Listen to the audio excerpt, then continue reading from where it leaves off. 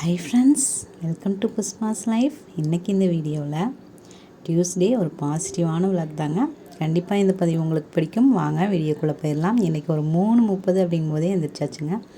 பாருங்கள், நம்மளோட மருதாணி பார்த்திங்க அப்படின்னா ஓரளவுக்கு தாங்க சிவந்திருக்குது. என்ன 1 மணி நேரம் தான் வச்சுருந்தேன். அதுவும் இல்லாமல் மருதாணி கூட எதுவுமே போட்டு அரைக்கல. நம்மளோட அபி சிஸ்டர் தான் சொல்லிகிட்டே இருப்பாங்க, புளி போட்டு அரைச்சா நல்லா சிவக்கும் அப்படின்னு சொல்லி புளி போட்டு தான் 2 பேரும் அரைப்போம். இன்றைக்கி நான் மட்டும் தனியாக அரைச்சதுனால நானே எதுவுமே போடாமையே அரைச்சி வச்சுருந்தேங்க. அது கொஞ்சம் நேரம் தான் வச்சுருந்தேன். அதனால் ஓரளவுக்கு தான் சிவந்திருக்கு. அந்த நிலவு வெளிச்சத்துக்கும் இந்த மருதாணிக்கும் அவ்வளோ ஒரு அழகாக இருந்தது.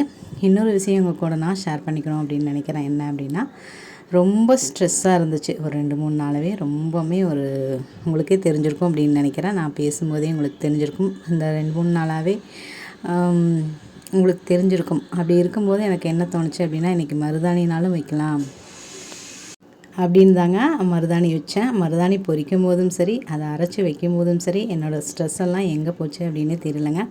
இந்த மாதிரி ஒரு சின்ன சின்ன சந்தோஷங்கள் கண்டிப்பாக நம்மளோட ஸ்ட்ரெஸ்ஸை குறைக்கக்கூடிய ஒரு சின்ன சின்ன விஷயங்களும் இருக்குது அப்படிங்கிறது தாங்க உங்கள் கூட ஷேர் பண்ணிக்கிறேன். அதுக்கப்புறம் மருதாணி வைக்கும்போது பார்த்திங்க அப்படின்னா, அந்த இலைகளையெல்லாம் பறிக்கும் போதே எனக்கு ஒருத்தங்க ஞாபகத்துக்கு வந்தாங்க. அவங்களையும் இன்றைக்கி சொல்லிடுறேன். யார் அப்படின்னா, ஹாய் ராஜி அக்கா.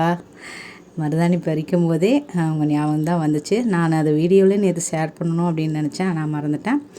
இவங்க பார்த்தீங்க அப்படின்னா எங்கள் அண்ணன் சம்சாரம் அண்ணி தான்.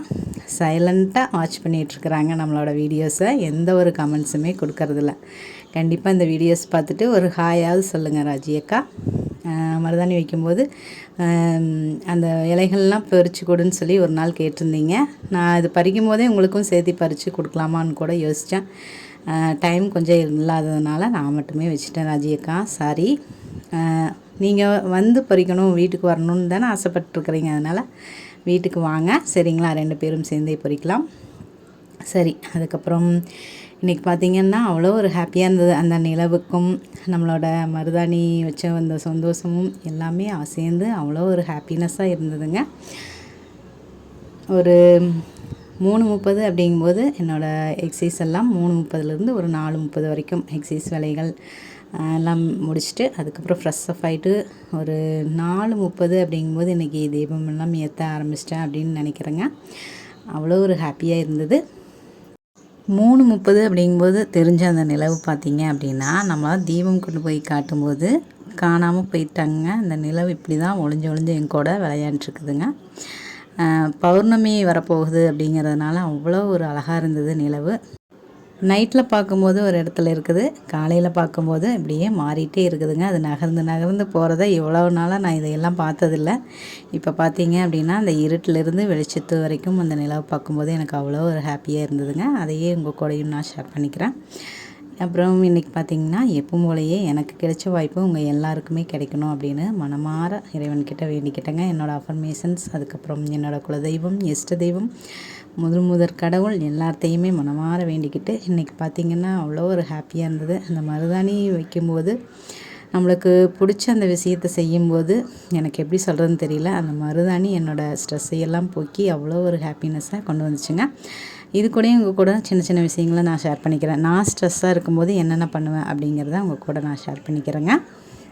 மருதாணி பாருங்கள், ஓரளவுக்கு சிவந்திருந்தாலும் எவ்வளோ ஒரு எனக்கு மனநிறைவை கொடுக்குது அப்படிங்கிறத நீங்களும் இந்த மாதிரி ஃபீல் பண்ணியிருப்பீங்க. அதையும் என் கூட ஷேர் பண்ணிக்கோங்க. அபி சிஸ்டர் வந்ததுக்கப்புறமா நிறைய இன்க்ரீடியன்ஸ் எல்லாம் போட்டு இன்னும் நல்லா சிவக்கிற மாதிரி மருதாணி வச்சுக்கலாம் அப்படிங்கிற ஒரு ஐடியாவில் சரின்ட்டு விட்டாச்சுங்க. அதுக்கப்புறம் எப்பவும் போலயே கொஞ்சம் நேரம் அமைதியாக அந்த ஒளியில் கொஞ்சம் நேரம் உட்காந்துட்டு என்னோடய பூஜை வேலைகள் இப்படி தாங்க இருந்தது. நான் ரொம்ப ஸ்ட்ரெஸ்ஸாக இருக்கும்போது ஃபாலோ பண்ணக்கூடிய சில விஷயங்களை உங்கள் கூட நான் ஷேர் பண்ணிக்கிறேன். இந்த மாதிரி தாங்க மருதாணி போய் பறித்து அரைச்சி வைக்கிறது. அதுக்கப்புறம் நம்ம ரொம்ப பிடிச்ச ஃப்ரெண்ட்ஸு கூடையெல்லாம் கொஞ்சம் நேரம் டைம் ஸ்பெண்ட் பண்ணுறது. அதுக்கப்புறம் நம்ம வீட்லேயே இருக்கிறாங்களே குட்டீஸ், அவங்கள நம்ம வேலைகளை கவனிச்சுட்டு அவங்கள கவனிக்காமையே இருப்போம். அவங்களையும் கொஞ்சம் கூப்பிட்டு கொஞ்சம் நேரம் அவங்க கூட டைம் ஸ்பெண்ட் பண்ணிவிட்டு கொஞ்சம் விளையாடிட்டு இந்த மாதிரி தாங்க. அதுக்கப்புறம் சின்ன சின்ன விஷயங்கள்லாம் எனக்கு பிடிக்கும். சின்ன அந்த கிளிப்ஸ் வாங்குறது, அதுக்கப்புறம் நம்மளுக்கு தேவையான அந்த குங்குமம்.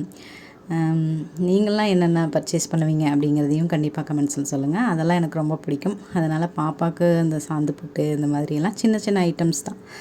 அதையெல்லாம் கூட போய் அந்த மாதிரி நேரத்தில் ஷாப்பிங் மாதிரி போயிட்டு நம்ம சின்ன சின்ன பொருள்கள் வாங்கினாலும் அங்கே போய் நம்ம பொருள்களையும் சரி வெளியில் போகும் சரி ஒரு ஷாப்பிங் மாதிரியும் இருக்கும்.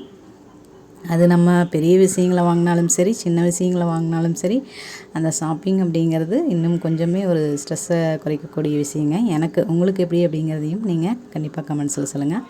ஃபைனலாக நம்மளோட வீடு இவ்வளோ அழகாக இருக்குது பாருங்கள். நம்மளோட செம்பருத்தி செடிகளுக்கு நடுவில் அதுக்கு இடையிலேயே மேடம் இருந்துச்சிட்டாங்க. அவங்கள போய் தூங்க வைக்கிறேன், தூங்கவே மாட்டேங்கிறாங்க. இன்றைக்கி ஆட்டி பார்த்தீங்க அப்படின்னா மணி 7 போகுது. அதுக்கப்புறம் தாங்க போய் நான் வாசல் வெளியில் கோலம் போட்டு வாசலில் கோலம் போட போகிறேன்னு சொல்லிட்டு போகிறேங்க. வெளியிலேருந்து கோலம் போட்டு அதுக்கப்புறம் வெளியில் லேட்டாக போட்டோம் அப்படின்னா நிறைய பேர் கேள்வி கேட்பாங்க. அப்படிங்கிறதுனால வெளியில் ஃபஸ்ட்டு கோலமெல்லாம் போட்டு அதுக்கப்புறம் உள்ளுக்குள்ளே எல்லாம் கூட்டி விட்டு பார்த்திங்கன்னா இதுக்கே 1 மணி நேரம் ஆயிரும். அது தாங்க செஞ்சிட்ருந்தேன். அதுக்கப்புறம் நான் ஃபாலோ பண்ணுற விஷயம் என்னென்னா, எனக்கு பிடிச்ச ஏதாவது சாப்பிட போவாங்க. அந்த மாதிரி காளான், சுண்டல் அந்த மாதிரியெல்லாம் இருக்கும் இல்லைங்களா, ரோட்டுக்கடை சுண்டல் இந்த மாதிரியெல்லாம் இருக்கும் இல்லைங்களா, அந்த மாதிரி சாப்பிட போவோம். பாப்பா பிறக்கிறதுக்கு முன்னாடியெல்லாம் பார்த்திங்க அப்படின்னா சந்தைக்கு போகணும் அப்படின்னு சொல்லிட்டு திங்கக்கிழமை போவோங்க.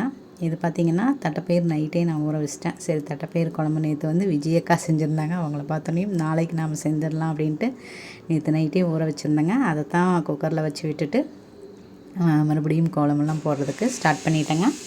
இன்றைக்கி பார்த்திங்கன்னா அன்றைக்கே நான் ஒரு நோட்டில் ஓம் சரவண புதுசாக ஒரு கோலம் போட்டு வச்சுருந்தேன். அதை தாங்க இன்றைக்கி போடலாம் அப்படின்னு சொல்லிட்டு ஒரு 7லேருந்து 4 புள்ளி 3 புள்ளி அப்படின்னு நினைக்கிறேன். அந்த கோலத்தை தான் எங்கள் குட்டீஸ் பார்த்திங்கன்னா கோலம் போடவே விட மாட்டே இருந்துச்சுங்க. எப்படியோ கோலம் போட்டு விட்டுட்டு அதுக்கப்புறம் தான் அதுக்கு பாலை ஊற்றுனதுக்கப்புறம் தான் சமாதானமாச்சு. இதில் ஒன்று மட்டும் நான் விஷ் பண்ணிட்டேன். ஓம் சரவண பவ அப்படிங்கிறது போடாமல் விட்டுட்டேங்க. எங்கள் வீட்டுக்காரர் கூட பார்த்துட்டு கேட்டார், என்ன கோலண்டி இது அப்படின்ட்டு. ஃபினிஷிங்காக நம்மளோட செம்பருத்தி செடிக்கு நடுவில் அவ்வளோ ஒரு அழகாக இருந்ததுங்க. அந்த வடிவேல் சார் சொல்கிற மாதிரி மண்டையில் இருக்கிற கொண்டையை மறந்துட்டமேடா அப்படிங்கிற மாதிரி தாங்க. சரவண பவ அப்படிங்கிறது அந்த நட்சத்திரத்துக்கு நடுவில் எழுதுறதுக்கு மறந்துட்டேன். அதனால் கொஞ்சம் டிஃப்ரெண்ட்டாக மாறிடுச்சு கோலம். இருந்தாலும் ஒரு சூப்பராக இருந்தது.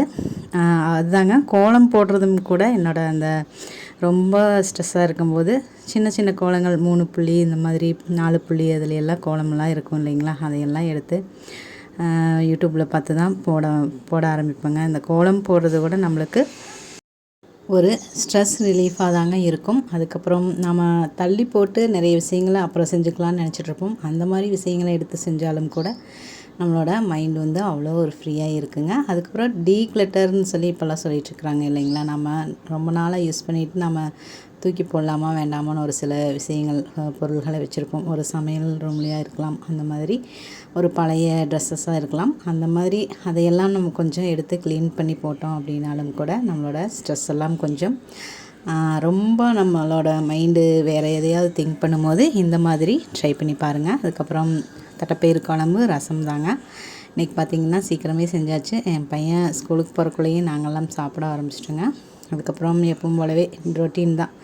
நம்மளோட மேடம்மை கொண்டு போய் அங்கன்வாடியில் 1 மணி நேரம் விட்டுட்டு கூட்டிகிட்டு வந்துட்டு அப்புறம் அவங்கள தூங்க வைக்கிறது இந்த மாதிரி தாங்க போயிட்டுருந்துச்சு. அதுக்கப்புறம் காலையிலேயே வெற்றிலை தீபம் அந்த பிரம்ம முகூர்த்த நேரத்துலேயே போடணும் அப்படின்னு சொல்லி ஆசைப்பட்டேன். ஆனால் வெற்றிலையே வாங்கி வைக்காதனால காலையில் பாப்பாவை விட்டுட்டு வரும்போது தாங்க வாங்கிட்டு வந்திருந்தேன். அதை தான் காட்டுறேன். மதியம் 1 to 2 ஒரே நேரம்.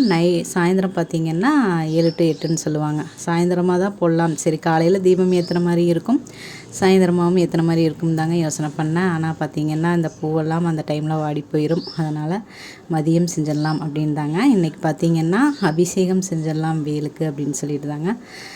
அவ்வளோ ஒரு மன நிறைவாக இருந்தது. பார்க்கும்போது உங்களுக்கே தெரியும், பார்க்கும்போதும் மனசுக்கு அவ்வளோ ஒரு குளிர்ச்சியாக இருந்தது. 3 விதமான பொருள்கள், மஞ்சள் அதுக்கப்புறம் தண்ணீர் அதுக்கப்புறம் பால் 3 பொருள்களில் அபிஷேகம் பண்ணிக்கிறேங்க.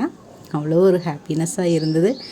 இவ்வளோ நாளாக எனக்கு இது தெரியாமல் போச்சு. இந்த விஷயம் இது 2வது வாட்டி நான் செய்கிறேன் அப்படின்னு நினைக்கிறேன். அவ்வளோ ஒரு ஹாப்பினஸ்ஸாக இருந்தது. செஞ்சதுக்கப்புறம் பார்த்திங்கன்னா உடம்பும் மனசும் அவ்வளோ ஒரு குளுமையாக, எப்படி சொல்கிறது, அவ்வளோ ஒரு எனக்கு எப்படி சொல்கிறதுன்னு தெரியல. ஹாப்பினஸ்னால் அப்படி கிடச்சிதுங்க. நீங்களுமே இந்த மாதிரி இருந்தது அப்படின்னா ட்ரை பண்ணி பாருங்கள்.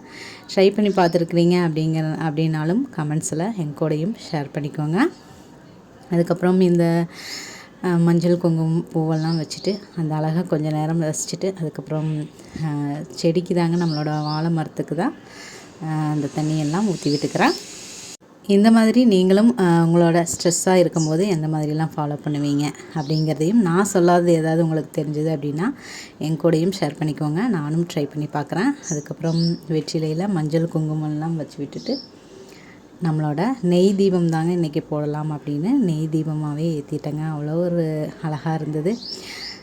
இது பார்த்திங்கன்னா பக்கத்துலேயே பூவெல்லாம் கொஞ்சம் கிடச்சிது.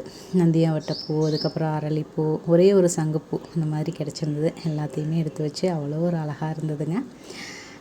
நம்மளோட வீட்டில் பூத்த செம்பருத்தி பூ, அதுக்கப்புறம் பக்கத்தில் கொஞ்சம் கிடைச்ச பூவெல்லாம் வச்சு பார்க்கும்போது எனக்கே ஒரு கோயிலில் பார்க்குற மாதிரியே ஒரு ஃபீலிங்காக இருந்தது. அவ்வளோ ஒரு நல்லா இருந்ததுங்க. நீங்களுமே அந்த அழகை கொஞ்சம் பாருங்கள்.